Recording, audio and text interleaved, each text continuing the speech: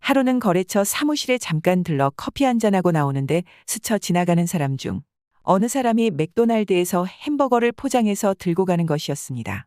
그걸 보니 저도 갑자기 허기가 져서 주변을 둘러보니 횡단보도 길 건너편에 맥도날드가 있더군요. 주저없이 가서 매년 13억 개씩 팔린다는 입안에서 살살 녹는 치즈와 신선한 양상추, 양파, 그리고 피클까지 들어간 빅맥 세트를 주문하고 잠시 동안 기다리고 있는데 바로 옆자리에 흰색 구찌 지갑이 하나 떨어져 있는 겁니다. 근데 내가 직접 지갑 주인을 찾아줘야 하나. 그냥 지갑 주었다고 하고 매장에 맡길까 고민하다. 크기나 색깔로 봐선 주인이 여자인 것 같았고 지갑을 열고 신분증을 보니 30대 후반으로 보이는 배우 견미리님을 무척 닮은 여성분이었어요.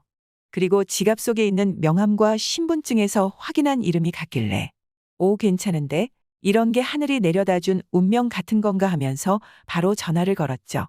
맥도날드에서 지갑 주었다고 이야기하니깐 그 여자는 지갑 분실 한 사실도 모르고 있는 거다. 그래서 여기 매장에 지갑 맡겨두고 갈 테니 찾아가세요. 하고 전화를 끊었죠. 그날 저녁 퇴근하고 차를 운전해서 가고 있는데 전화가 오는 거다.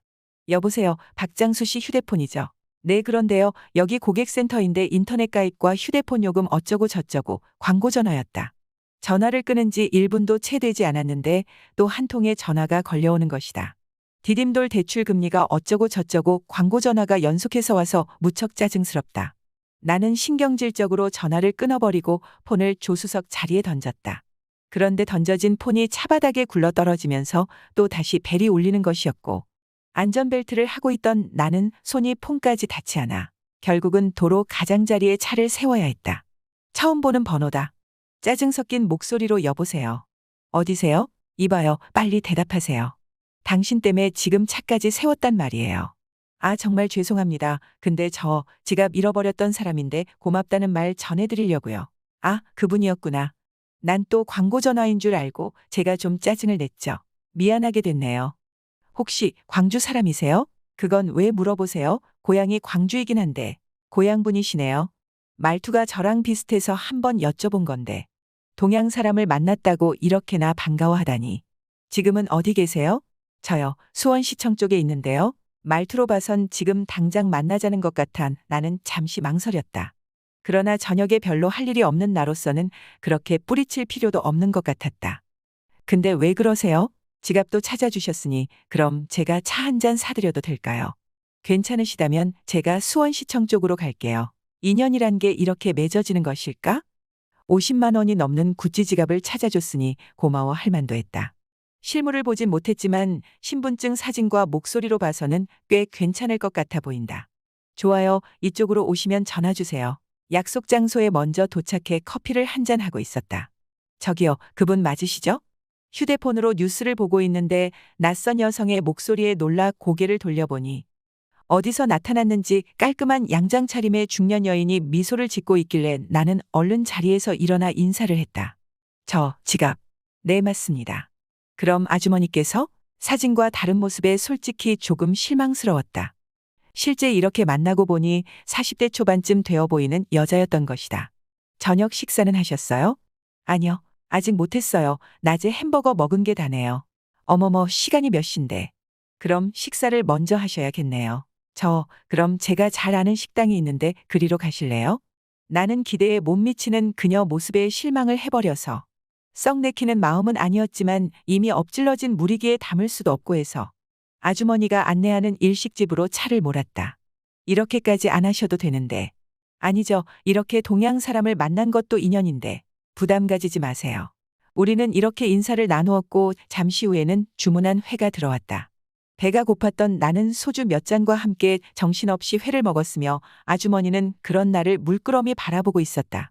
그런데 어느 정도 시간이 지나자 마주보고 앉아있던 아주머니가 벌떡 일어나더니 내 옆으로 다가와 앉으며 처음 만난 사이지만 아주 다정스러운 듯이 약간의 술기운도 있고 비록 나이는 들었지만 그리 나쁜 기분은 아니어서 그까짓 건 마음대로 하라는 식으로 내버려 두었던 것이다. 나야 총각이라 상관없지만 아줌마는 집에 일찍 들어가 봐야 하는 거 아니에요? 그러자 에휴 하며 땅이 꺼져라 한숨을 내쉬었다. 얘기를 들어보니 6개월 전부터 남편이랑 이혼하고 친정집에 들어가 지내고 있대.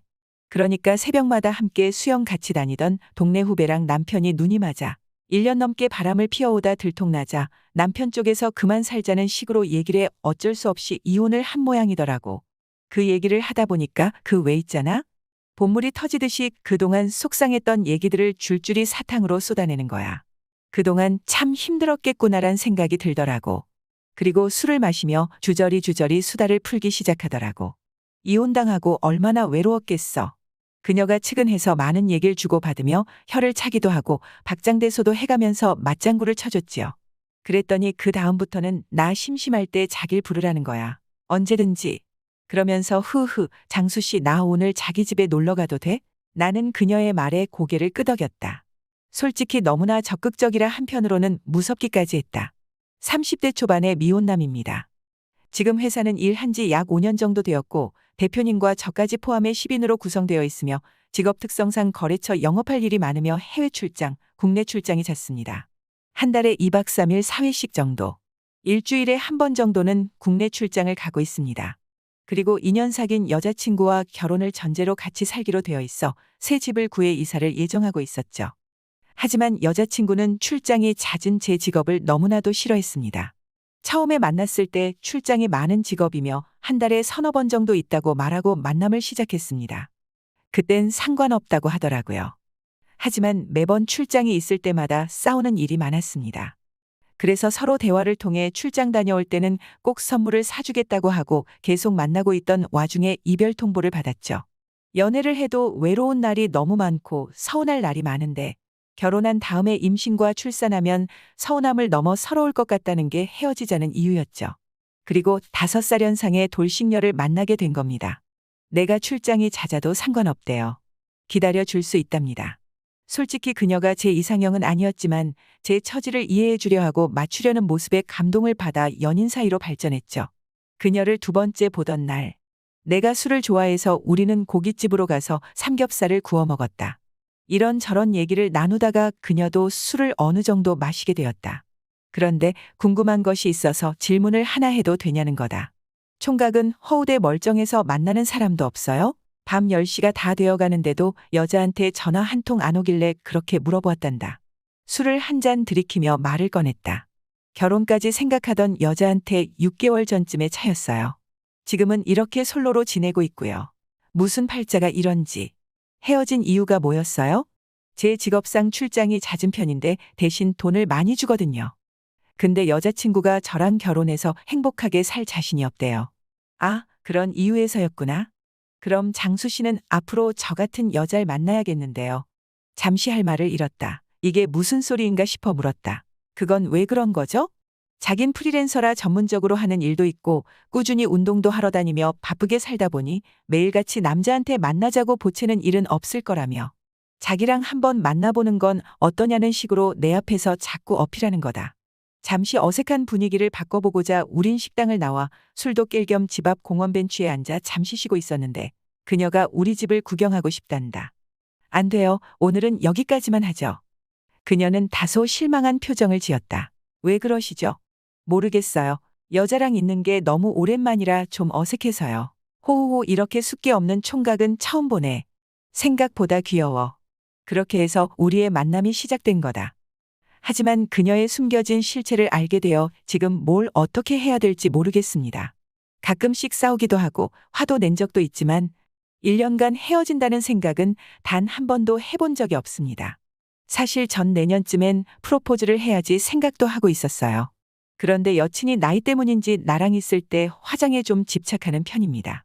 예를 들면 밥을 먹다가 입술이 약간 지워졌다 싶으면 화장실을 다녀온다든지 외부에 있다가 실내에 들어오면 손거울부터 꺼내 화장을 고치기 바빴는데 나한테 잘 보이려고 무지 노력하는구나. 사랑스러워 보였죠. 지난주 일요일 날 아침이었어요. 여자친구가 일어나더니 전날 술 취해서 깜빡하고 핸드백을 제 차에 두고 와서 당장 가지고 와 달라더군요. 자긴 맨 얼굴로 도저히 밖에 못 나가겠다고. 제 여자친구 말이라면 뭐든 다 듣는 착한 남자였습니다. 일어나자마자 비몽사몽인 채 지하주차장에 세워진 차로 갔는데 운전석 옆자리에 여친의 샤넬 핸드백이 있더라고요. 그냥 왠지 여친 핸드백 안을 한번 보고 싶어지더군요. 그냥 사생활을 조금 엿보고 싶었달까 그런 기분. 그래서 안에 뭐가 있나 들여다보았지요. 왠지 들뜬 마음으로 하나하나 확인해 보는데 근데 제일 안쪽에 똑같이 생긴 휴대폰이 한 대가 더 있는 겁니다. 폰 케이스도 똑같았고요. 휴대폰이 왜 두 대지? 그래서 뭔가 해서 휴대폰을 열어보니 화면에 가족 사진이 뜨더라고요. 처음엔 이 여자가 가족들과 연락하는 휴대폰은 따로 있는 건가? 라는 생각에 순간 멍했습니다. 나중에 확인해 봤더니 글쎄 이 여자는 이혼녀가 아니라 유부녀였던 겁니다. 유부녀라고는 정말 생각도 못했어요. 왜냐하면 그동안 만나면서 전혀 유부녀 같지가 않았거든요. 주 2에서 3회 만나면서 거의 주말마다 함께 있고 집도 늦게 들어가고 집 앞에서 산책하면서 데이트도 하고 전화도 잘하고 받고 외박도 시도 때도 없이 했고요. 최근에는 여행도 다녀왔었습니다. 어떻게 이렇게 감쪽같이 속일 수 있었는지 정말 이 현실이 안 믿겨지고 배신감도 느끼고 만감이 교차하였습니다. 역시 뭔가 찝찝한 제 직감이 맞나 싶더라고요. 그래도 유부녀일 줄이야 꿈에도 몰랐습니다. 남편이 2년 전에 해외로 발령이 났답니다. 온 식구가 함께 갈 수 있도록 회사에서도 배려를 해주었지만 그녀는 어린 아이들과 낯선 곳에서 적응하는 것이 힘들 것 같다며 한국에 남겠다고 하였고 그럼 남편도 3년 후면 돌아올 것이었기에 그렇게 신랑 혼자 외국으로 떠나 기러기 부부가 되었는데 저한테 이혼녀라며 거짓말한 거였어요. 아무래도 둘 다 나이가 30대라 진지하게 만나고 있었고 조금씩 미래에 대한 얘기도 하고 있었고 여자친구도 긍정적으로 생각하고 저를 무척 좋아하는 게 느껴졌었고요. 하지만 제가 이 사실을 몰랐었다면 언젠가는 아무것도 모르고 차였겠구나라는 생각에 화가 나기도 하더라고요. 그래서 이 사실을 그녀 남편한테 얘기할까 고민 중에 있습니다. 곱게 헤어지는 게 맞는 건지 주변에 이 사실을 다 알리고 헤어지는 게 맞는 건지 지금까지도 고민입니다.